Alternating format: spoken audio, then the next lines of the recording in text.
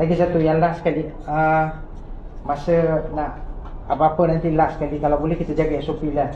Sebab sekarang ni saman semua main, kita kena rancang tabung pula untuk bayar saman. Dia mau charge melalui gambar yang kita ambil. So kita sama-sama jagalah. So lebih-lebihnya tu Ustazah cerita. Okey. Boleh dah dulu dengan Al-Fatihah ke apa kan? Okey, kita mulakan dengan umul kitab Al-Fatihah.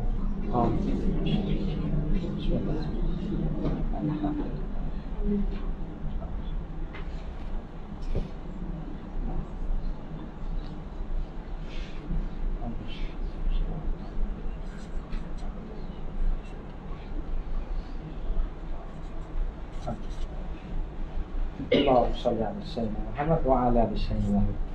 Okey Ustazah, saya serah pada Ustazah. Syahadat ni dah. Syahadat share. Dia handle hari ni. Ya, subhanallah.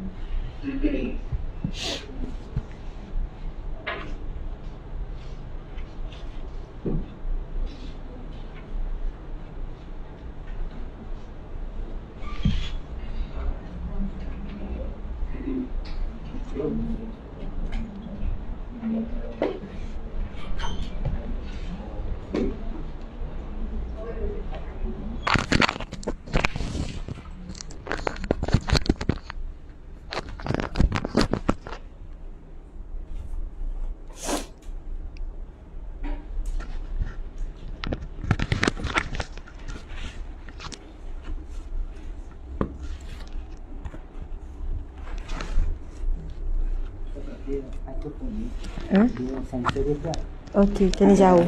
Jauh pula. Okey. Subhanallah, subhanallah, alhamdulillah, Allahu akbar. A'udzubillahi minasyaitonirrajim. Bismillahirrahmanirrahim. Assalamualaikum warahmatullahi wabarakatuh. Alhamdulillah, apa khabar semua? Alhamdulillah, sihat walafiat. Siapa yang dah pernah jumpa saya? Macam subhanallah. Siapa pernah dah jumpa depan? Okey. Okey, subhanallah. Oh, jauh setapak KL. Oh, Kampar. Okey. Subhanallah. Allahu akbar. Alhamdulillah. Terlebih dahulu nak ucap terima kasih kepada Encik Nasir. Saya panggil Ustaz Nasir je juga. Tuan Guru Nasir boleh juga kan? Betul, Tuan Guru Nasir. Dan isteri tercinta, subhanallah. Sihat kan? Subhanallah, alhamdulillah. Kemudian anak dia. Ni anak nombor berapa ni? Nombor 2, Masya Allah. Sekarang pun menguruskanlah tempat ni ya. Akhirnya alhamdulillah saya sampailah di tempat operasi Jaulah Umi Abi. Subhanallah. Kan namanya Jaulah Umi Abi kan? Jadi panggil Umi Abi lah semua ni. Walaupun dia lebih muda panggil Umi Abi lah juga ya. Jaulah ni maksud dia apa? Adik, Jaulah maksud apa? Lawatan. Jaulah ni lawatan, perjalanan kan. Jadi seolahnya ini adalah satu perjalanan, satu lawatan, perjalanan hidup Umi dan Abi ni yang sangat kuat semangat ni. Mereka berdua ni kami kenal berapa tahun yang lepas. Tahu daripada dulu sampai sekarang sangat kuat semangat untuk menjalankan kerja-kerja dakwah dan juga kerja amal. Sebenarnya kalau kita lah bagi orang yang biasa, kadang-kadang tu orang yang kata tak ada nama, bukan mudah nak set up tempat macam ni. Betul kan? Satu lagi kadang kalau kita fikir siapa kita kan Kak? Nak set up tempat pengajian apa, kalau tok-tok guru tu lain sikit kan? Jadi mereka berdua ni memang beraninya luar biasa. Subhanallah. Mungkin orang yang di live ni tak faham ni apa maksud saya. Saya sekarang sedang berada di Perak tuan-puan sekalian. Jauh. Sekarang berada di Perak. Ada urusan dengan tadi tu dengan Al-Barakah Datuk Kazim. Lepas tu tengah hari pun ada live. Itu yang saya sampai tadi macam lelap sekejap. Bila asar ni kan terlelap, dia jadi macam dia jadi macam apa? Mamai. Kan? Mungkin sebab penat sikit. Penat sikit. Jadi mamai sikit. Ni agak-agak ni boleh bercakap dah ni ya. Mungkin bila kita travel jauh, lepas tu kita sampai je tadi ada live juga, lepas tu ada meeting dengan Datuk Kazim, sampailah ni terus bergerak ke sini. Jadilah macam mamai-mamai gitu kan. Tapi alhamdulillah saya pun tak nak mengecewakan. Walaupun kita ni macam last minute, Masya Allah akan dikuatkan lah. Dikuatkan insya-Allah. Jadi saya mohon maaf awal-awal kalau nampak macam ustazah tu pelik sikit ya. Kan nampak normal je. Normal je. Takut macam apa ustazah ni kan, macam susah hati, macam sedih kan. Sedih tu sedih lah kan. Bukanlah sedih, Masya Allah. Kalau kita sedih, sedih lah. Kalau kita gembira, gembira. Kadang perasaan tu bercampur-campur kan. Jadi kita lah kena lawan kan. Alhamdulillah, subhanallah. Jadi makasih sangat, Masya Allah. Susah hati ke Cik Nasir? Muka macam susah hati ke memang muka macam tu? Yelah. Oh, puasa rupanya. Itulah masing-masing nampak macam puasa, macam tak larat je ni kan. Jadi alhamdulillah, muslimin-muslimat dimati Allah sekalian. Ni muslimat semua ni adalah 3 wakil muslimin tu. Masya Allah. Tapi 3 seorang mewakili 10 orang tu. Okey, jadi petang-petang ni sekarang pukul berapa? Mungkin kita akan habis dalam pukul 6 suku macam tu kan? Dah masak belum ni? Dah settle dah ya? Masya Allah. Alhamdulillah, kalau kita tengok ada buku pada tangan masing-masing. Ini sebenarnya buku fiqh yang kita bawakan, yang kita sendiri hasilkan, kita buat, Masya Allah. Jadi boleh je belek-belek tu. Kalau tu nanti serahlah balik. Kalau nak boleh bawa balik. Kena tinggalkan sesuatu lah. Masya Allah. Jadi sahabat-sahabat di live, saya sekarang sedang berada di, nama tempat ni apa Kak? Darul Taklim. Betul, Darul Taklim, Jolok Umi Abi. Taman Seri Raya Simpang Pulai, Kampung Kepayang, Perak. Masya Allah. Jadi alhamdulillah kita berada di ni tempat Darul Taklim. Ada pun dia post pada kami hari tu banyak. Post page dengan belakang. Okey, subhanallah. Oh, cantik. Masya Allah. Inilah pasangan. Mungkin ada orang yang ingat yang saya pernah live dengan pasangan yang comel ni. Pasangan bahagia dunia akhirat ni. Tempat ni, Masya Allah. Jadi tuan-puan dimati Allah sekalian, InsyaAllah kita isilah masa sementara menunggu waktu berbuka puasa dengan majlis ilmu, dengan ilmu insyaAllah. Belah sini tak apa nampak macam mana ni kan? Tersekat sikit kan? Sebab ni. Boleh tak Dik? Kamu pandai tolong adjust kaki-kaki ni. Tak, biar duduk tengah. Sebab sini saya jadi tak nampak muka Hajah ni. Hajah ni ngintai. Kan? Sian pula. Dua-dua letak tengah. Baru nampak. Sian pula kan. Boleh Ustaz? Boleh. Sini waktu rapat sikit. Okey. Ada buat tak nampak. Itulah. Okey dah. Okey Ustaz. Molek comel. Siapa cakap tak nampak dulu depan, ada kosong. Gitu. Betul. Betul. Tak nampak juga duduk tempat saya. Subhanallah, alhamdulillah sekarang kita ni dah 23 Ramadan, tinggal lagi dalam 7 hari ataupun 6 hari sebenarnya. Kalau Ramadan 29 hari, jadi 6 hari lagi. Allahu Akbar. Makcik-makcik kan, ibu-ibu dulu pergi sekolah ada peksa kan? Peksa paling besar namanya peksa apa? Kau tak ambil peksa? Pakat dulu je kan? SPM lah kan? STP, tapi SPM tu memang peksa paling besar lah kan. Ibu-ibu kan bila tengok anak-anak nak ambil SPM, dia ready awal ke hujung-hujung? Yelah, awal-awal tu, awal tahun tu belajar lah. Tapi betul-betul study, betul-betul bila? Ujung lah, dekat seminggu sebelum. Nampaklah diorang tu tak tidur malam kan. Nampaklah siang malam dengan buku. Diorang dah tak pergi main kat padang. Diorang dah tak tengok TV. Subhanallah. Kita sekarang dah di penghujung Ramadan. Kalau boleh, kita kena jadi macam tu.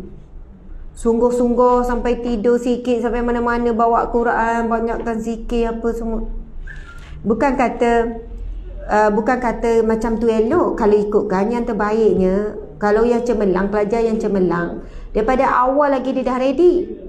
Tapi kadang-kadang kita dengan Ramadan ni, walaupun dah tiap tahun jumpa, tak tahulah, macam tak cemerlang-cemerlang juga kan, kalau kita muhasabah diri. Jadi kalaulah kita tak boleh daripada awal lagi buat terbaik, belum terlambat. Itu yang saya nak sebut. Belum terlambat untuk kita pulun sungguh-sungguh untuk dapat keputusan yang baik bagi Ramadan kali ini. Keputusan apa yang kita nak dapat ya dalam Ramadan? Iaitu keputusan cemerlangnya adalah bila kita dapat darjat taqwa. Itu memang disebutkan dalam firman Allah berkenaan dengan dalil persyariatan Ramadan. Kita tahu dalil persyariatan kewajipan berpuasa, ia diturunkan, ia mengaitkan dengan firman Allah surah Al-Baqarah ayat 183. Itulah ayat tu turun, bermulalah kewajipan berpuasa. Bismillahirrahmanirrahim. Kutiba alaikumusiyam kama kutiba alal ladzina min qablikum la'allakum tattaqun. Allah mula dengan ya ayyuhallazina amanu. Wahai orang-orang yang beriman, diwajibkan ke atas kamu berpuasa sebagaimana orang yang terdahulu berpuasa. La'allakum tattaqun, mudah-mudahan kamu akan beroleh takwa. Mudah-mudahan kamu akan boleh takwa. Allah nak beri takwa. Pendek ceritanya, kalau orang beriman, kan Allah mula dengan ya ayyuhallazina amanu, wahai orang-orang yang beriman. Beriman, ada iman saja belum cukup untuk jamin kita selamat daripada api neraka, tapi insya-Allah boleh masuk syurga. Sebab di sana ada hadis Nabi, jika ada iman walaupun sebesar biji zarah, akan tetap masuk syurga. Tapi kita bimbang dia azab dulu. Tapi bagi orang yang bertakwa, dia dijamin syurga, diharamkan neraka. Sebab itu kita memang nak sangat darjat takwa ni. Apa kelebihan jadi orang bertakwa? Orang bertakwa ni, kelebihan dia bukan tunggu mati. Kat dunia lagi Allah beri kelebihan banyak kepada orang yang bertakwa. Antaranya Allah berfirman dalam surah At-Talaq ayat 2 hingga 4. Bismillahirrahmanirrahim. Ayat si Budina kan kita sebut. وَمَنْ يَتَّقِ اللَّهَ يَجْعَلْ لَهُ مَخْرَجًا. Barang siapa yang bertakwa kepada Allah, وَمَنْ يَتَّقِ اللَّهَ يَجْعَلْ لَهُ مَخْرَجًا. Barang siapa yang takwa kepada Allah, Allah akan berikan dia jalan keluar. Ada kesulitan, ada jalan keluar. Ada duka cita, ada jalan bahagia. Ada rasa susah, Allah beri jalan mudah. Itu kelebihan orang yang bertakwa. وَمَنْ يَتَّقِ اللَّهَ يَجْعَلْ لَهُ مَخْرَجًا. Barang siapa yang bertakwa, Allah akan berikan kepadanya jalan keluar. وَيَرْزُقْهُ مِنْ حَيْثُ لَا يَحْتَسِبْ. Dan Allah akan berikan dia rezeki daripada sumber yang tak disangka-sangka. وَمَنْ يَتَوَكَّلْ عَلَى اللَّهِ فَهُوَ حَسْبُهُ. Dan barang siapa yang bertawakal kepada Allah, Allah akan berikan dia kecukupan. Cukup, apa yang dia perlu Allah beri cukup selalu. Kesihatan cukup, kebahagiaan cukup, ketenangan cukup, rezeki cukup. Walaupun zahirnya tu tak cukup, tapi hati tu Allah beri rasa cukup. Itulah kekayaan yang sebenar. Itu baru satu. Dalam Al-Quran disebut pasal takwa ni, antara sifat ataupun akhlak yang paling banyak disebut. Allah sebut lagi, inna akramakum indallahi atqakum. Allah berfirman, Bismillahirrahmanirrahim, inna akramakum indallahi atqakum. Yang paling mulia di kalangan kamu adalah orang yang paling takwa. Orang yang paling mulia di kalangan kamu di sisi Allah, indallah, inna akramakum indallah. Orang yang paling mulia di kalangan kamu di sisi Allah adalah orang yang takwa. Subhanallah. Walaupun orang mungkin muliakan saya, hormat saya, puji saya kan. Orang kata Ustazah dihormati, disanjungi, dimuliakan, dipuji. Tapi belum tentu saya di sisi Allah begitu. Mungkin saya hina, mungkin Allah tak pandang. Mungkin saya bukan siapa, malaikat pun tak kenal, tak disebut-sebut. Allahu Akbar. Mungkin saya terbalik. Sebab itu bila saya hadir majlis ilmu seumpama ini kan, mungkin ada di kalangan kita ni yang mana Allah pandang. Kita tak tahu siapa di kalangan kita ni yang mana hatinya bersih, tak bersangka buruk dengan orang, sentiasa doakan kebaikan orang, tak bermusuh dengan orang, banyak ibadah, banyak zikir, banyak selawat, banyak sedekah. Kita tak tahu ni, saya datang, saya dapatlah berkat tuan-puan sekian, sahabat-sahabat, puan-puan, ibu-ibu ni. Mungkin ada di kalangan kita ni seorang wanita yang sangat sabar. Dia diuji oleh suami, dia sabar. Diuji dengan jiran, dia sabar. Diuji dengan adik-beradik, dia sabar. Kita tak tahu ya, Allah angkat darjat di kalangan yang hadir ini ataupun yang di alam maya atas sebab apa? Mungkin sebab dia ahli zikir, mungkin dia ahli sedekah, mungkin dia ahli sabar. Itu semua nama-nama pintu syurga ya. Nama-nama pintu syurga. Babu salah, pintu salat. Babu sadaqah, pintu sadaqah. Babu jihad, orang yang kuat berjihad di jalan Allah. Babu siyam, orang yang berpuasa, dia jaga sungguh puasa dia. Puasa ni yang panggil masuk pintu Ar-Rayyan ni bukan puasa biasa-biasa. Dia bukan puasa tahan lapar dahaga, dia tahan nafsu dia, tu lagi payah. Nafsu suruh apa? Nafsu ni suruh je bercakap benda yang menyakitkan hati orang. Nafsu ni suruh apa? Buat akhlak yang menyakitkan hati orang. Nafsu suruh apa? Komen, maki hamun apa semua di media sosial. Nafsu suruh apa? Banyak rehat, banyak tidur, banyak gini-gini. Allahu Akbar. Nafsu memang nak menyuruh kita buat perkara yang merosakkan amal soleh kita, merosakkan iman kita. Subhanallah. Muslimin, muslimat, sahabat-sahabat dimati Allah sekalian, Masya Allah. Pintu syurga lagi nama dia apa? Babus sabr, pintu orang-orang yang sabar. Masya Allah. Ini nama-nama pintu syurga Allah. Ada 8 pintu syurga Allah. Tapi banyaklah perbahasan ulama tentang 8 lagi tu, 4 lagi, tapi yang sahihnya itulah. Tadi yang 5 tu yang sahih. Masya Allah, muslimin, muslimat dimati Allah sekalian. Kalau orang tanya pula, Ustazah, apa ya tanda-tanda kita ni dapat takwa? Kita ni macam mana nak tahu kita ni orang yang bertakwa? Kita nak rujuk apa? Antaranya firman Allah surah Al-Baqarah ayat 1 hingga 5. Cuba kita baca sama-sama. Bismillahirrahmanirrahim. Alif Lam Mim. Zalikal kitabu la raiba fihi hudan lil muttaqin. الذين يؤمنون بالغيب ويقيمون الصلاة ومما رزقناهم ينفقون والذين يؤمنون بما أنزل إليك وما أنزل من قبلك وبالآخرة هم يوقنون أولئك على هدى من ربهم وأولئك هم المهتدون وأولئك هم المفلحون. Sadaqallahul azim. Okey, Masya Allah. Dalam firman Allah ayat surah Al-Baqarah ayat 1 hingga 5 ni, Allah memberikan gambaran ciri-ciri orang yang bertakwa. Okey, bantu saya sebut satu-satu ayat sebab saya nak baca terjemahan tu. Kadang-kadang bila nak baca terjemahan saya jadi lupa ayat tu. Bismillahirrahmanirrahim. Alif Lam Mim. Allah lah yang Maha mengetahui maksudnya. Zalikal kitabu la raiba fih. Itulah kitab yang tidak ada keraguan baginya. Hudan lil muttaqin, petunjuk bagi orang-orang yang bertakwa. Okey. Jadi ciri yang pertama, orang yang bertakwa adalah menjadikan Al-Quran, Alif Lam Mim, Dzalikal kitabu la raiba fi, menjadikan Al-Quran sebagai petunjuk hidup dia. Bila ada masalah, rujuk Al-Quran. Bila ada sesuatu, tengok Al-Quran. Bila sedih, baca Al-Quran. Allah mesti beri petunjuk. Bacalah ayat mana-mana. Janganlah kita macam okey buka mana-mana. Tapi walaupun kita sambung bacaan Allahu Akbar, memang akan ada. Allah pujuk kita dengan kisah-kisah dalam Al-Quran. Allah beri jawapan kadang-kadang tu. Dengan masalah, dengan kesedihan kita, Allah beri jawapan. Subhanallah, Allahu Akbar. Saya, tak apa, cerita tu selepas ni. Ada cerita? Agak-agak saya ingat. Cuba kita tengok lagi. Hudal lil muttaqin. Lagi?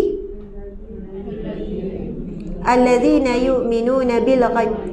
Ciri-ciri orang yang bertakwa adalah mereka itu alladzina yu'minuna bil ghaib. Mereka itu beriman kepada perkara ghaib. Beriman kepada perkara ghaib, alam ghaib, perkara ghaib. Contoh perkara ghaib apa? Alam maya ke? Perkara ghaib. Alam barzah lagi? Syurga neraka. Dosa pahala. Ya, dosa pahala, malaikat. Subhanallah. Dosa dan pahala, Masya Allah. Nabi SAW bersabda. Nabi bersabda, sekiranya kamu tahu nilai ganjaran solat berjemaah subuh dan isyak, ataupun solat berjemaah di masjid. Nabi kata, sekiranya kamu tahu nilai solat berjemaah di masjid, kamu pasti akan mendatangi masjid walaupun dalam keadaan merangkak. Walaupun dalam keadaan merangkak. Dan Nabi sambung lagi hadis itu, sehinggakan kamu perlu mencabut undi. Nabi kata, kena cabut undi. Ini dalam keadaan wabak, cerita lain. Dilarang, disekat, dihadkan, itu cerita lain dalam keadaan wabak. Tuan-puan yang mati Allah sekalian. Masya Allah. Ustaz Azhan dan juga Shimbi, Ustazah Shimbi, Masya Allah, datang daripada jauh. Masya Allah. Ustazah Shimbi, Ustazah Shimbi jangan sedih. Ustazah Shimbi kena teruskan tahu buat live di Kota Raja. Sebab Ustazah baru baca je, baru baca. Ingat nak mesej Ustazah Shimbi, kena kuat semangat. Ustazah pun selalu juga terduduk, jatuh, rasa nak berhenti, rasa nak lari dalam dakwah ni. Kadang fikir-fikir kan, muslimin-muslimat sekalian, kadang yang paling seronok jadi orang perempuan ni, jadi isteri betul-betul, jadi ibu betul-betul. Kalau boleh rasa nak buat macam dulu-dulu saya sebelum sibuk dengan dakwah ni kan, hari-hari yelah ibu kan, masak, buat donat, buat kuih, buat itu, buat ini, rumah-rumah. Sampai masa Allah takdirkan, Allah paksa jadi pendakwah kan. Lepas tu lepas satu lepas satu. Hilang separuh diri saya. Sedih. Hilang masa dengan anak-anak, masa dengan diri sendiri, masa dengan suami. Bahkan kadang-kadang saya hilang diri saya. Kadang hilang ceria, kadang hilang bahagia, hilang gembira. Tapi saya pernah jumpa seorang tok guru, dia kata, Ustazah memang dipilih Allah, Ustazah tak boleh berhenti. Berdosa Ustazah berhenti. Kadang tu kan, bila rasa macam penat dikecam, penat nak buat kerja amal ma'ruf nahi mungkar, sebenarnya tak banyak sangat pun buat. Alah, nak dibandingkan dengan para alim ulama, para sahabat, para pejuang agama Allah, sikit je. Tapi hati ni lemah kan. Kadang-kadang tu rasa macam nak jadi macam orang lain, isteri-isteri orang lain, nak jadi fully. Saya anak 7 orang, ada anak kecil, betul kan? Bawa balik ke rumah, belum tidur, mikir, sampai tidur mimpi. Otak tu tak berhenti berjalan. Saya baca satu tulisan kan, doktor pakar sakit jiwa, tekanan jiwa, dia kata, kalaulah sampai bawa tidur pun mikir, sampai dalam mimpi pun bawa apa tu, sebenarnya otak tak rehat dan akan menjejaskan jangka masa yang panjang. Boleh jadi tekanan mental, tekanan jiwa. Tanda-tandanya bawalah dalam mimpi, mikir, kadang buat senyum, gembira, tapi Allah Maha mengetahui kan. Jadi itulah kadang-kadang subhanallah, Kekuatannya apa? Beriman kepada alam ghaib. Yang disebut dalam firman Allah tu, apa dia? Pahala. Tapi pahala tu tak nampak. Koklah nampak pahala tu dalam bentuk omeh kan, emas. Berjuang, balik rumah nampak emas ketul. Mungkin masa tu tak heran lah kena maki ke, tak cukup rehat ke, tak cukup tidur ke, tak ada masa ke dengan anak, dengan diri sendiri. Tapi sebab benda tu alam ghaib, tak nampak. Yang kita rasa adalah perit, sedih, letih. Sedih. Yang tu nampak. Yang tu baca, yang tu tengok, yang tu dengar, yang tu jumpa. Subhanallah, Allahu Akbar. Samalah tuan-puan sekalian. Sebab itu Ramadan ni memang latih kita. Melatih kita untuk merasakan alam ghaib tu. Sebab Allah sebut apa? Allah sebut dalam hadis qudsi. Allah sebut dalam hadis qudsi, subhanallah. Sesungguhnya hamba-hambaku meninggalkan makan dan minumnya untukku, dan akulah yang akan membalasnya. Subhanallah. Sesungguhnya ibadah-ibadah yang lain Allah sebut dalam hadis qudsi itu adalah untuknya, tetapi puasa ini untukku, aku akan membalasnya. Adakah ibadah solat bukan Allah balas? Allah juga yang balas. Tapi spesialnya ibadah puasa ni tuan-puan sekalian, ulama bincangkan ni satu ibadah yang boleh melatih diri kita merasai Allah melihat, merasai bahawasanya Allah mengganjarkan pahala, dan antara ibadah yang paling selamat daripada riak. Okey, nampak tak saya sedang berpuasa? Kan ada tulis kat dahi puasa? Tak ada kan? Kita nampak orang tu berjalan, kita boleh cakap tak? Orang tu puasa tu, macam mana tahu? Nampak muka tu puasa. Tak, ibadah yang tak boleh dinampak, tak boleh nampak, puasa. Solat boleh nampak? Nampak. Zikir nampak? Nampak. Subhanallah. Sedekah nampak? Nampak. Bila holo tu nampak. Zakat nampak? Haji nampak. Puasa tak nampak. Kalau makcik-makcik masuk tandas, minum air, keluar buat-buat dahaga, orang tak tahu. Buat tak macam tu? Tak buat. Sebab apa? Sebab merasakan Allah melihat. Benda ni Allah nak latih kita di bulan Ramadan, merasakan Allah melihat. Bukan mudah. Saat kita duduk, saat kita sedih, saat kita penat sendirian, saat kita stres, masa tu kekuatan apa? Ya Allah, Engkau maha melihat keadaanku, Ya Allah. Manusia tak faham, manusia tak nampak, manusia tak duduk tempat kita. Sebab tu habis-habiskan kekuatan. Ulang surah Ghafir ayat 44. Bismillahirrahmanirrahim. Wa ufawwidu amri ila Allah. Inna Allah basirun bil ibad. Apa dia? Maksud dia, aku menyerahkan urusanku, kesedihanku kepadamu, Ya Allah. Inna Allah basirun bil ibad. Sesungguhnya Allah maha melihat keadaan hamba-hambanya. Beramallah dengan ayat ni, muslimat sekalian, muslimat. Saya dah jumpa ramai orang yang share pengalaman dia, kekuatan dia bila beramal dengan ayat ni. Wa ufawwidu amri ila Allah. Aku menyerahkan urusanku, kesedihanku, keletihanku, kesakitanku, keperitanku ila Allah, kepada Allah. Inna Allah basirun bil ibad. Sesungguhnya Allah maha melihat keadaan hamba-hambanya. Kadang kan kita sendiri tak faham diri kita, betul kan? Aku ni nak apa sebenarnya? Aku ni dah kenapa dengan diri aku ni? Kenapa aku ni jadi marah-marah ni? Kenapa aku ni mudah kecil hati ni? Kenapa lemah semangat ni? Aku ni dah kenapa? Kadang-kadang kita sendiri, tuan-puan sekalian, kadang-kadang kita sendiri tak kenal diri kita. Allah maha mengenali diri kita. Kadang-kadang kita cakap tak kuat. Tapi Allah tetap beri kita ujian tu, sebab Allah paling kenal, Allah paling tahu kekuatan kita. Yang paling tahu tahap kekuatan, tahap kesabaran kita, Allah. Sebab itu kadang-kadang tahap time kita macam dah hilang sabar, macam dah tak mampu kan, keluar kat mulut kita. Tak mampu, tak larat, tak mampu ya Allah, tak mampu. Tapi Allah tetap beri ujian yang sama. Sebab apa? Kalau kita mendengar dan memahami bahasa Allah, engkau mampu. La yukallifullahu nafsan illa wus'aha. Tidak aku membebankan hamba-hambaku kamu, melainkan mengikut kadar kemampuan. Kita sendiri tak tahu hakikat diri kita, hakikat kemampuan kita.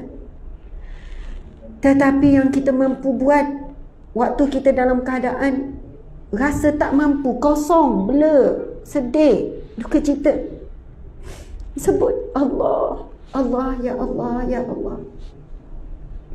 Akan datang kekuatan tu. Sebut ya Allah, aku serahkan kepadamu ya Allah kelemahan diriku, kelemahan kekuasaan, keburukan hawa nafsuku. Subhanallah. Kan hawa nafsu kita yang menyuruhkan kita lemah sebenarnya. Hawa nafsu kita nak suruh kita lemah, nak suruh kita jatuh, nak suruh kita sedih berlebihan. Bila kita rasa Allah melihat kita, kita rasa Allah bersama dengan kita. Masya Allah. Tuan-puan sekalian, boleh je masuk tandas minum air Pepsi, air pahit besi, air Pepsi kan.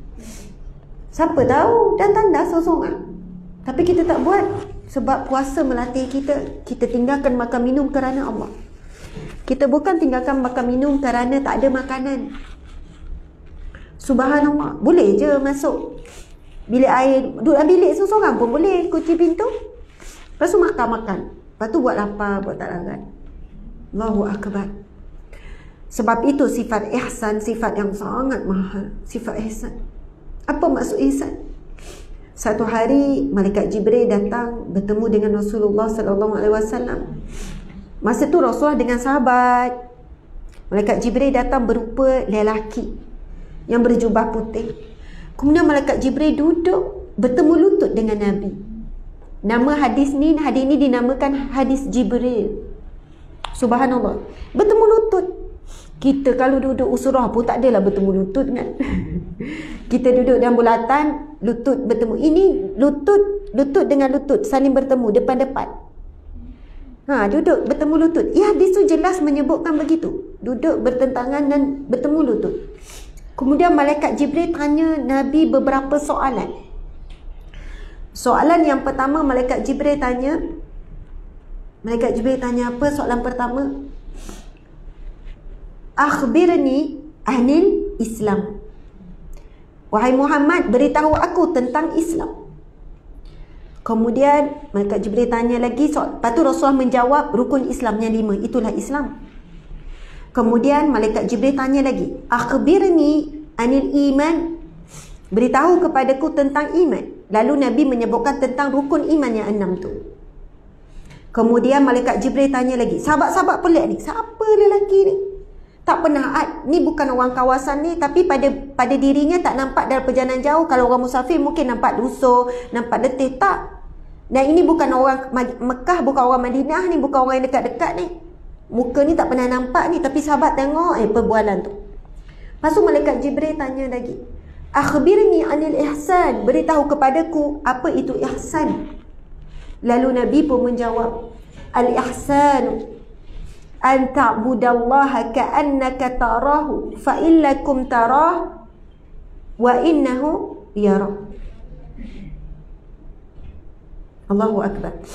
Yang bermaksud, al-ihsan maksud dia an ta'budallaha ka'annaka tarah, kamu melakukan ibadah, kamu menjadi hamba Allah, kamu berada di mana-mana saja dan kamu merasakan bahawa kamu ini seolahnya dapat melihat Allah. Fa illam takun tarah, dan sekiranya kamu tidak mampu melihat Allah, dan Nabi kata memang kamu tidak akan mampu melihat Allah, sesungguhnya kamu merasakan Allah melihat kamu. Itu masuk ihsan. Kedudukan ihsan ni, dia dah sampai tahap dah melepasi dah Islam, dia dah Muslim, kemudian dia dah melepasi iman tadi, dia naik tingkatan ihsan. Ini tingkatan hamba Allah yang sangat tinggi kedudukannya. Dia buat sesuatu memang dia rasa Allah melihat dan dia buat untuk Allah. Kalau kita dapat dah perasaan ni, tuan-tuan sekalian, kita bebas daripada apa? Manusia caci, keji, hina, tak apa. Yang penting aku buat kerana Allah. Manusia tak puji pun tak apa. Suami tak hargai pun tak apa. Suami balas dengan pengkhianatan pun tak apa. Sebab yang aku buat sama ni, masak, kemas rumah, lipat kain tu, aku harap pahala daripada Allah. Allahu Akbar. Orang yang ada perasaan ihsan begini, latihannya apa? Puasa ni. Sepatutnya kita boleh capai perasaan ni. Sebab Allah dah latih kita 13 jam tak makan tak minum. Benda yang paling manusia suka apa? Makan minum. Allahu Akbar. Makcik-makcik ni pun kan, walaupun yang tak ada gigi pun kan, kalau nanti buatlah rumah terbuka tu kan, ada 10 menu, 10 nak makan. Padahal perut saya tu je. Kalau tak puasa ni kan, Masya Allah, pagi sarapan, lepas tu ngunyah-ngunyah pukul 10, lepas tu makan tengah hari, lepas tu ngunyah-ngunyah pula, minum petang, lepas tu malam. Allah Akbar. Betul kan? Makan. Memang. Sebab itu Allah Subhanahu Wa Taala sangat mencintai kita ni yang berpuasa ni. Itu hadis yang panjang sebenarnya. Hadis tu bersambung. Yang mana Allah berfirman, hadis kudusi, sesungguhnya ibadah yang amalan lain adalah untuk hamba-hambaku, tetapi puasa untukku, aku akan mengganjarkannya. Kemudian hadis itu bersambung lagi sehinggalah Nabi bersabda, sesungguhnya bau mulut orang yang berpuasa itu wangi ibarat kasturi di sisi Allah. Di sisi Allah, bukan di sisi manusia. Petang-petang ni jangan ha-ha lah dekat orang. Dekat suami. Awak kenapa pedih? Busuk. Kasturi bang, kasturi. Kita cakap kan.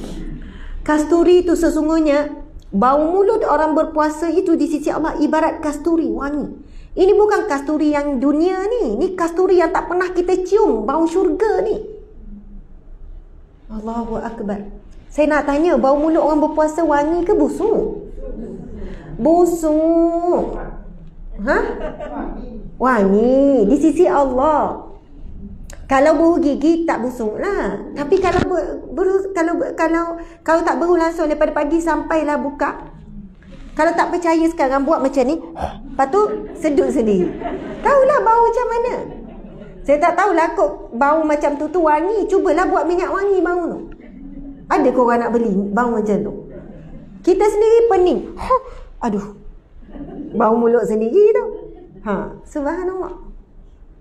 Nak sebutnya Allah begitu menunjukkan rasa cinta kepada orang yang berpuasa. Bau mulut orang berpuasa tu di sisi Allah ibarat kasturi. Sebab cinta. Macam kita lah sayang anak kan. Sayang anak, baby kita. Anak masa baby, ingat tak anak kita masa baby? Lepas tu kan air susu kadang tu keluar, air jeruk. Kan leher tu kan berlipat, lepas tu bau masam kan? Busuk ke wangi? Kalau anak sendiri wangi. Cium-cium, oi, masam tu sedap. Tapi nak cium leher anak orang. Kalau anak orang busuk lah. Kadang tu kan, kalau saya lah, kalau baby tu kan, masa dia nguat tu kan, sengaja pula letak hidung nak bau mulut dia tu. Sedap. Tapi anak orang nak cium macam tu. Tak, kaki anak pun kita cium. Kadang tu dia masam-masam tu kan, cium-cium sedap. Sebab apa? Cinta. Yang busuk jadi wangi. Subhanallah, Allahu Akbar. Kadang tu duduk celah ketiak suami. Suka duduk celah ketiak suami. Ada yang macam tu kan, celah ketiak mak ayah kan. Padahal bau tu tapi sedap. Masya Allah. Bantal busuk. Nama bantal busuk, busuk. Tapi sebab dia sayang bantal tu, bagi dia tak busuk. Bagi kita dengan Insya Allah apa, boleh dia cium-cium, nak tidur tu wangi. Sebab cinta. Allahu Akbar. Allah bagi gambaran lebih lagi. Bau mulut orang yang berpuasa itu umpama kasturi, wangi dia. Masya Allah, Allahu Akbar. Subhanallah, hebat. Allahu Akbar. Sebenarnya hadis tu ada je dalam ni. Kalau kita nak baca, tak apalah ya, tak baca. Cuma saya nak pergi pada sifat ihsan tadi tu. Allahu Akbar. Muslimin muslimat nikmati Allah sekalian. Kadang-kadang ada hikmah bila orang sekeliling kita, orang tak sebagaimana yang kita harapkan, Sebenarnya Allah nak beri kita faham, kamu sebenarnya hanya boleh mengharap betul-betul kepada Allah.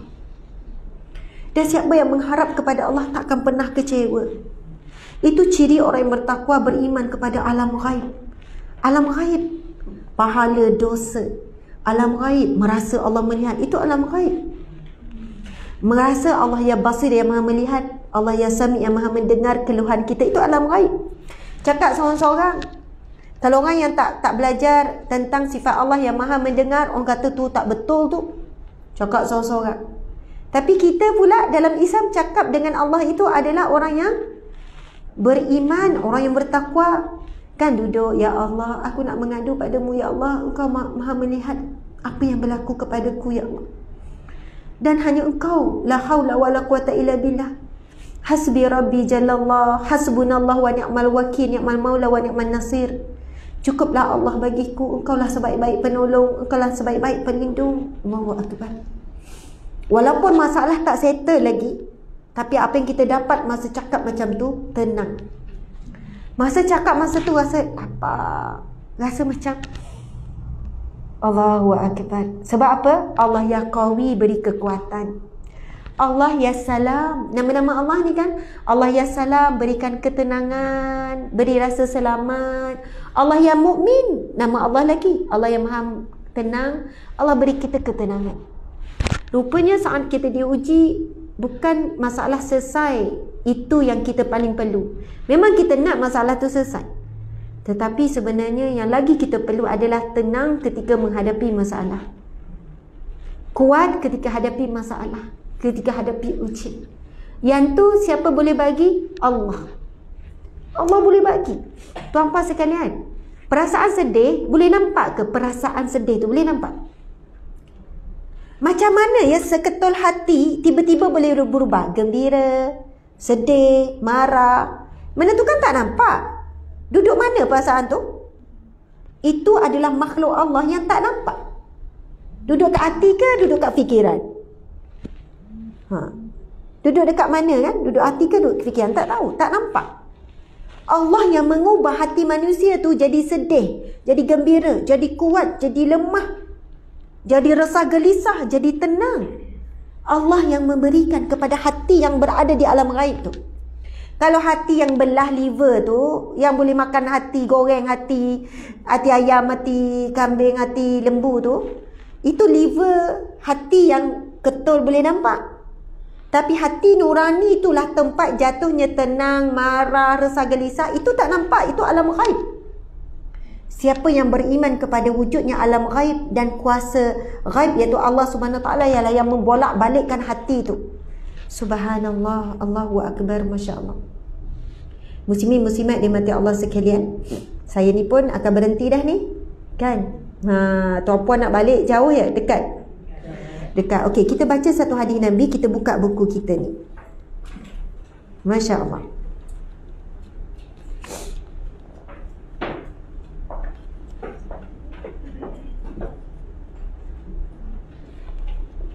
Ada sahabat kita di live ni dalam 1,700 campur IG, lebih kurang 2,000 lebih juga yang hadir ni. Saya sekarang berada di Perak, di hadapan saya ada ramai muslimat. InsyaAllah wanita salihah, perhiasan dunia terindah, bidadari di jannah. Amin ya rabbal alamin. Subhanallah, Allahu akbar. Okey, kita buka muka surat 36. 5 minit je lagi. Sahabat-sahabat di Al-Maya pun sabar. Jangan lagi berlalu daripada majlis ilmu ni. Kita habiskan 5 minit insya-Allah. Bismillahirrahmanirrahim. Ikut saya ya. Muka surat 111. 111. Muka surat 36. Okey, boleh ikut ya. Bismillahirrahmanirrahim.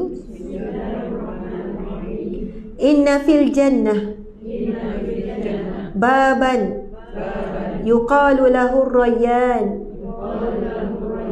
yadkhulu minhu as-sa'imun yawm al-qiyamah la yadkhulu ma'ahum ahadun ghayruhum yuqalu aina as-sa'imun fayadkhuluna minhu فإذا دخل آخرهم أغلق falam yadkhul minhu ahadun. Sadaqa Rasulullah sallallahu alaihi wasallam, yang bermaksud sesungguhnya di dalam syurga nanti ada pintu dinamakan Ar-Rayyan yang akan dimasuki oleh orang-orang yang berpuasa pada hari kiamat kelak. Tiada siapa yang memasuki pintu tersebut selain mereka. Dikatakan di mana orang-orang yang berpuasa, maka mereka memasukinya. Apabila orang terakhir memasukinya, maka pintu itu ditutup dan tiada lagi yang dapat memasukinya. Allahu Akbar. Sebenarnya saya sejuk ketar dah ni, sebab aircon tu dia direct. Jadi memang boleh tutup ya. Aircon ni memang sejuk. Subhanallah. Alhamdulillah. Tak payah. Memang rasa macam beku dah ni. Masya Allah. Muslimin, muslimat, sahabat-sahabat dimati Allah sekalian, syurga ada 8 pintu. Itu dalam hadis yang lain. Pintu syurga ada 8. Cuba kita perhatikan dalam bulan Ramadan ni, ada pintu syurga semua terbuka. Itu hadis Nabi yang sahih. Muka surat, okey, ini saya baca seorang-seorang sebab nak cepat. Muka surat 84. Muka surat 84. Masya Allah. Nabi bersabda, pada malam pertama bulan Ramadan, syaitan-syaitan dan jin jahat dibelenggu. Pintu neraka ditutup, tidak ada satu pintu pun yang terbuka. Dan pintu-pintu syurga dibuka. Ada berapa pintu syurga? 8. Itu hadis Nabi yang sahih. Sesungguhnya pintu syurga itu ada 8, Nabi bersabda. Itu dalam hadis yang lain. Nabi bersabda dalam hadis ini, pintu-pintu syurga dibuka dan tidak ada satu pun pintu yang tertutup. Dan tengok hujung hadis ni, Nabi bersabda, Allah Subhanahu Wa Taala akan membebaskan hamba-hamba daripada api neraka pada setiap malam di bulan Ramadan. Allah akan bebaskan pada setiap malam Ramadan hamba-hambanya daripada neraka. Siapa yang dapat pembebasan daripada api neraka, bermaksud dia akan masuk syurga direct. Dia diharamkan neraka. Kalau tak di neraka, bebas daripada neraka, maksudnya di mana? Syurga lah. Sebab di akhirat kelak, wahadainahum najdain, hanya ada 2 jalan, jalan syurga, jalan neraka. Kalau confirm bebas daripada neraka, maksudnya ke syurga tanpa diazab. Subhanallah. Sebab itu agak-agaklah saya tanya ibu-ibu muslimat sekalian, kita dah dapat belum pembebasan daripada api neraka? Wallahu a'lam. Tapi ada peluang tak kita nak dipilih oleh Allah pada malam ni? Ada peluang tak agak-agak? Ada, insya-Allah. Kita masih ada 6 malam lagi ataupun 5 malam lagi. Sama ada 6 malam ataupun 5 malam. Hadis itu hadis yang sahih yang mana Nabi sebut, Allah akan memilih pada setiap malam Ramadan. Apa dia? Itu muka selera. Oh, gambar tu. Allah akan memilih pada setiap malam Ramadan di kalangan hambanya untuk dibebaskan daripada neraka. Dan kemungkinan kita belum lagi dapat pembebasan tu. Tapi belum lagi terlambat sebab kita ada lagi 5 malam ataupun 6 malam. Jadi apa yang kita nak buat? Start daripada malam ni, nak buat apa? Masya Allah. Okay. Apa yang kita nak buat? Start daripada malam ini, tuan-puan sekalian. Perbanyakkan istighfar, mohon ampun dengan Allah dan minta apa? Rabbana atina fid dunya hasanah. Ya Allah, kurniakanlah kepadaku di dunia ini kebaikan, wa fil akhirati hasanah, dan di akhirat kelak baik. Wa qina azabannar, dan jauhlah kami daripada azab api neraka. Masa baca tu kan, bayangkan muka ibu ayah, ulang. Bayangkan muka suami kita, bayangkan muka isteri, bayangkan muka anak-anak, bayangkan muka orang kita sayang. Kita mohon, ya Allah, bebaskan aku daripada neraka, ibu bapaku, ya Allah, anak-anakku, suamiku, ya Allah. Walaupun ada anak tu menguji sangat sabar kita, tetap minta. Sebab apa? Kita tak akan bahagia pun kalau kita boleh masuk syurga esok. Kalau ada anak kita di neraka, kita tak boleh bahagia pun.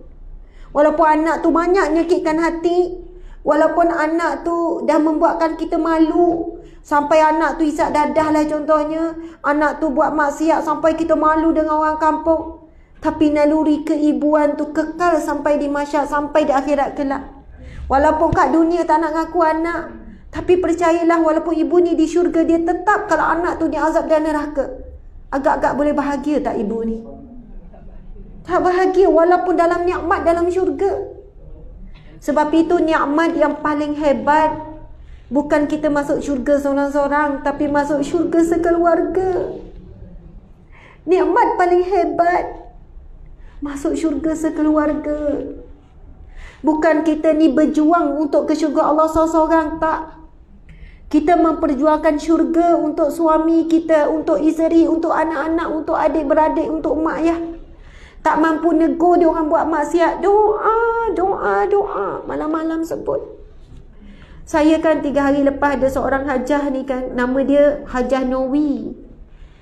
Dia belum hajah tapi saya selalu panggil dia hajah. Makcik Novi nama dia. Makcik Novi ni dia adalah ketua muslimat di satu surau, nama surau tu Surau Cengal.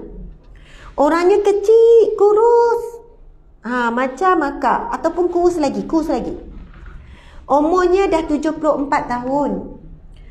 Cergas, sehat, gagah. Kalau tengok dia berjalan, kau daripada belakang ingat anak dara. Umur 74. Maksudnya jalan tu gagah, sehat. Saya dulu di Surau Cengal tu, dialah jemput saya ceramah, saya mengajar 2 minggu sekali. Seronok, saya seronok. Bila pergi surau tu orang penuh. Dia jaga surau tu lebih daripada dia jaga rumah dia.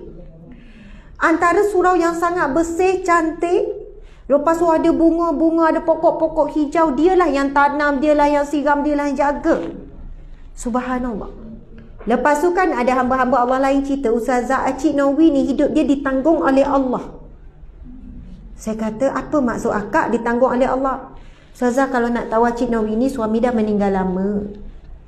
Sekarang dia duduk satu rumah tu, orang yang bagi dia tempat tinggal situ percuma. Makan minum semua orang tanggung, hari-hari dia tak masak. Kau nak pergi mana-mana mesti ada orang bawa. Bahkan hari-hari dia nak pergi umrah pun orang tanggung. Dia nak buat apa semua orang bagi. Saya kata hebatnya Cik Novi ni, apa yang dia buat? Dia jaga rumah Allah. Dia jaga surau tu, ya Allah, gini-gini. Dia kata, lepas tu saya pun boleh cakap dengan Hajah Novi ni kan. Saya kata, Hajah, Cik, orang kata Acik macam ni. Ya Ustazah, tak tahulah Ustazah Acik ni. Acik, baju Acik ni tudung semua orang bagi, baju semua orang bagi, kasut orang bagi. Beg, tak ada benda yang Acik beli ni, yang Acik beli dengan duit anak-anak bagi, tak ada. Semua duit Acik sedekah lah. Acik hidup nak pergi mana-mana, Acik cakap je mesti ada orang hantar. Acik datang, dia datang 3 hari lepas, dia jumpa saya kat galeri. Acik datang dengan apa? Acik tak ada pandai bawa, Acik tak ada kereta ni, ada orang bawa. Acik nak datang buat apa? Acik nak beli ni, nak bagi hadiah dekat orang. Lepas tu Acik nak ni pun duit orang bagi. Entahlah Ustazah, orang tak berhenti-henti bagi duit kat Acik. Acik bukan orang susah. Orang jumpa bagi duit Acik. Lepas tu orang berebut nak bagi buka puasa. Lepas tu orang nak berebut ni. Acik nak pergi duduk pondok lah, nak bawa diri. Orang nak bagi. Subhanallah. Yang saya terharu tahu tak dia cakap apa? Ustazah, pukul 3 pagi Acik memang dah bangun. 3 pagi setiap malam. Pukul 3 pagi paling lambat dah bangun. Masa sujud, Acik doa, Acik nampak muka Ustazah. Masa sujud Acik doa, Acik bayang muka Ustazah. Ustazah ni, Ustazah Acik. Dia kata. Saya pun duduk nangis. Saya kata, Acik terima kasih doakan saya.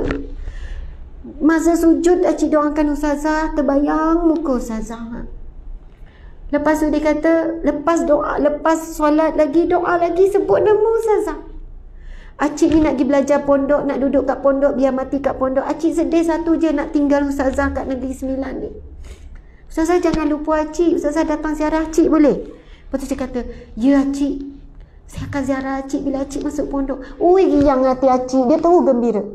Riang hati, betul Ustazah, orang negeri kan. Riang Acik, logo Acik. Ustazah jangan lupa. Subhanallah. Saya rasa itu nikmat yang paling besar, yang buatkan saya masih sihat, masih kuat. Masih lagi Allah mudahkan segala urusan. Allah beri saya suami yang sangat baik. Suami yang sangat sabar dengan saya. Suami yang selalu redha dengan saya. Walaupun akhlak saya kadang buruk dengan suami. Saya hilang sabar kadang-kadang tu. Saya percaya sebab ada doa orang-orang yang benar-benar ikhlas. saya kan, subhanallah tuan-puan sekalian, perkara yang paling mahal dalam hidup kita sebenarnya doa. Doa perkara paling mahal. Kalau orang datang rumah kita kan, tak bawa apa-apa, ataupun orang tak bagi hadiah pada hari lahir, janganlah sedih. Kan orang tak bagi hadiah kan, orang terlupa, orang tak tahu. Yang paling perlu kita minta doa. Kita kata, doakan saya boleh. Saya jenis yang kalau minta, saya nak dengar dia doa masa tu juga. Kalau dia kata insya-Allah, nanti dia lupa, dia tak doa. Suatu kalau orang minta saya doa, masa tu juga saya doa sebab saya takut saya lupa. Kadang-kadang Ustazah doakan saya ya. Saya kadang saya jawab insya-Allah saya doakan Acik. Ya ke doakan lepas tu? Kadang kita cakap je macam tu kan. Kadang tu kan orang datang galeri jumpa depan, Ustazah doakan Acik. Ya Allah, rahmatilah hamba-Mu ini ya Allah. Ya Allah, panjangkanlah umurnya darah barakah, berikanlah dia husnul khatimah, berilah dia sihat ya Allah, amin. Doa masa tu juga. Walaupun pendek. Sebab kita takut, kita kata nak doa, lepas tu kita lupa. Betul kan? Masya Allah. Sebab apa? Doa saudara kita yang sembunyi ni mahal. Sebab Nabi sebut, sesungguhnya doa saudara kepada saudaranya secara sembunyi adalah doa yang dimakbulkan oleh Allah. Pada kepalanya ada malaikat yang mengucapkan amin bagi kamu juga. Sebab itu kalau kita doakan orang secara sembunyi, doa kita tu makbul. Tapi janganlah pula berkira-kira, ya Allah, jadikanlah anak jiran ni cemerlang SPM, tapi anak aku cemerlang lagi lebih sikit. Ada orang dia takut nak doakan kebaikan untuk orang lain sebab takut orang tu dapat, kita tak dapat. Betul kan? Subhanallah. Sebab itu manusia jadi kedekut. Dia doa memang untuk dia. Tapi siapa yang nak dapat doa makbul, itu hadis yang sahih ya. Sesungguhnya doa seorang saudara kepada saudaranya secara sembunyi adalah doa yang dimakbulkan Allah. Sesungguhnya di kepalanya ada malaikat yang menyebutkan amin, amin. Doa kita tu, senyap-senyap tu diaminkan oleh malaikat. Lalu disebutkan, malaikat tu bukan cakap amin je, bagi kamu apa yang kamu doakan. Dapat doa daripada malaikat. Sebab itu jangan risau. Kita doa, ya Allah murahkanlah rezeki adik-beradikku ya Allah, tapi aku lebih sikit. Janganlah macam tu. Ya Allah murahkanlah rezeki adik-beradikku ya Allah. Tahu malaikat akan amin bagimu juga. Kita akan dapat balasan doa daripada malaikat. Nak tanya doa kita dengan doa malaikat mana lebih makbul? Doa malaikat. Malaikat tak ada kepentingan dengan Allah. Malaikat dah confirm syurga. Kita ni ada kepentingan kalau minta sesuatu. Minta anak yang soleh sebab seronoklah dapat anak soleh. Kalau dapat suami yang baik, seronok kita juga. Ada kepentingan tu kan. Ada sesuatu yang kita nak. Tapi malaikat bila minta dengan Allah tak ada kepentingan apa-apa. Malaikat memang dah di sisi Allah, memang confirm syurga. Malaikat tak ada dosa. Malaikat tak ada hijab dengan Allah. Sebab itu malam ini, setiap malam yang masih berbaki di bulan Ramadan, minta sungguh-sungguh syurga Allah bukan untuk kita saja. Ya Allah, bagilah syurga, kurniakanlah syurga bagi ibu bapaku, bagi ibu bapa mertuaku, bagi adik-beradikku, bagi ipar-iparku ya Allah. Kalau terbaik sebut nama. Tuan-puan sekalian, sebelum doa tulis list nama ni. Tulis list nama, rasa dia berbeza. Ya Allah, buat ibuku Fikriah binti Awang ya Allah, buat ayahku Harun bin Ismail ya Allah, buat suamiku Tengku Fazil ya Allah, buat anak-anakku Fatimah, Imran, Raihana, Maisara, Atikah, sebut seorang. Buat adik-beradikku sebut pula nama. Ya Allah, buat sekian-sekian ya Allah, buat sahabat-sahabatku, buat guru-guruku, yang tu susah nak sebut nama tu. Buat guru-guruku ya Allah, buat orang-orang yang pernah aku zalimi ya Allah. Kurniakanlah. Kita ni tak tahu ramai mana kita zalimi orang. Kita ada cakap buruk, kita ada sangka buruk, kita ada buat itu, buat ini. Dulu kita masa duduk asrama ambil ubat gigi orang ke, ambil buah gigi ke, ambil sipar orang, tak tahu berapa banyak kita ambil hak manusia lain. Ya Allah, untuk orang-orang yang pernah aku zalimi, ada aku ambil hak tanpa aku sedar ya Allah. Kurniakanlah semuanya syurga-Mu ya Allah. Sebab itu bila minta syurga, jangan minta untuk diri sendiri, berjuang, minta untuk lebih ramai orang. Sebab doa itu akan kembali kepada kita. Malaikat doakan syurga untuk kita. Ya Allah, bebaskanlah aku daripada neraka-Mu. Ibu bapaku sebut pula, ya Allah, daripada neraka-Mu. Ya Allah, bebaskanlah ya Allah. Malaikat doakan pula dengan Allah, ya Allah, bebaskanlah hamba-Mu ini daripada neraka-Mu. Subhanallah, subhanallah. Sekarang dah pukul 6.30 dah. Masya Allah, dalam sejam lebih juga kita bersama. Mudah-mudahan apa yang kita kongsikan ini mendapat manfaat. Banyakkanlah meminta dan berdoa kepada Allah Subhanahu Wa Taala. Sahabat-sahabat yang di live, subhanallah, sahabat-sahabat yang berada di live, saya sekarang berada di Perak, di satu tempat yang namanya Darut Ta'lim Jaulah Umi Abi Darut Ta'lim. Saya nak mengajak tuan-puan yang mati Allah sekalian untuk sama-sama menyumbang dan berinfak kepada Darut Ta'lim ini, kepada Darut Ta'lim. Subhanallah, berwakaf. Tempat ni Darut Ta'lim nak beli, tapi masih tak cukup satu jumlah yang masih banyak. Jadi marilah sama-sama berwakaf dan berinfak. Cuba malam ni, setiap malam, sebab setiap malam kemungkinan Lailatul Qadar. Jangan kita malam ganjil saja. Sebab para ahli ulama kata boleh jadi pada malam-malam tak ganjil dan mana-mana malam di bulan Ramadan. Tuan-puan yang mati Allah sekalian, marilah kita berwakaf di Darut Ta'lim Jaulah Umi Abi ini. Subhanallah, nanti kita kongsikan di ruangan komen, berinfak, berwakaf. Dan kepada sahabat-sahabat di IG, di live Ustazah Asma, malam ini sudilah kiranya juga berinfak dan berwakaf kepada melalui NGO kita Sahabat Amal Care. Sebab saya pernah tanya seorang guru, saya kata gini, saya tanya seorang syekh, seorang guru yang alim, kalaulah umat Islam berinfak contohnya kepada kami Sahabat Amal Care ataupun kepada Jaulah Umi Abi, tapi kami tak habiskan duit tu digunakan di bulan Ramadan, tapi kami belanjakan selepas Ramadan, adakah orang itu dapat pahala sedekah Ramadan? Guru ni jawab, dapat. Yang penting sedekah dibuat di bulan Ramadan. Yang penting sedekah dibuat di bulan Ramadan. Bila orang infak melalui NGO, Sahabat Amal Care, Jaulah Umi Abi dan sebagainya, kami tak akan habiskan untuk bulan Ramadan saja. Sebab apa? Di bawah kami ada ribu asnaf yang kami jaga sepanjang tahun. Sebab ramai rumah anak yatim, fakir miskin, rumah anak-anak, rumah-rumah perlindungan ni, dia kata, Ustazah, Ramadan meriah, penuh, hari-hari orang datang bagi makan, tetapi kami akan dipinggirkan dan dilupakan 11 bulan selepas itu. 11 bulan lepas tu tak ada lah, sunyilah, tunggu Ramadan pula. Tapi kami NGO yang bergerak buat kerja amal, kerja dakwah, bekalan hasil daripada infak tuan-puan beri sebanyak mungkin dalam bulan Ramadan ini, kami agihkan bulan demi bulan demi bulan, yang tanpa henti secara berterusan kita cari asnaf fakir miskin. Subhanallah. Jadi sudilah kiranya kami merayu, Masya Allah, untuk memberikan sumbangan RM10 pun Alhamdulillah, RM5 pun Alhamdulillah, pada setiap malam di bulan Ramadan. Dan kita pun sekarang ni dalam proses untuk mengumpulkan wakaf, membeli tanah lebih kurang 42 ekar untuk dibina pembangunan Islam, untuk dibina di situ madrasah, dibina situ pondok-pondok untuk warga emas. Sebab ramai sangat warga emas minta, Ustazah buatlah pondok, makcik nak duduk. Ya, akhirnya selama ni saya kata saya tak mampu. Akhirnya saya terima, kita nak bina 600 buat pondok yang akan beri manfaat kepada ramai, insya-Allah ramai orang. Jadi sekadar itu, insya-Allah. Terima kasih kepada semua. Saya mohon maaf sekali lagi. Saya sayang semua kerana Allah, kerana Rasulullah. Selamat berbuka puasa, selamat berbuka. Salam Ramadan 23 Ramadan, masya-Allah. Okey, salam 23 Ramadan, selamat berbuka puasa. Banyakkan berdoa ketika nak berbuka, sebab itu waktu yang mustajab doa.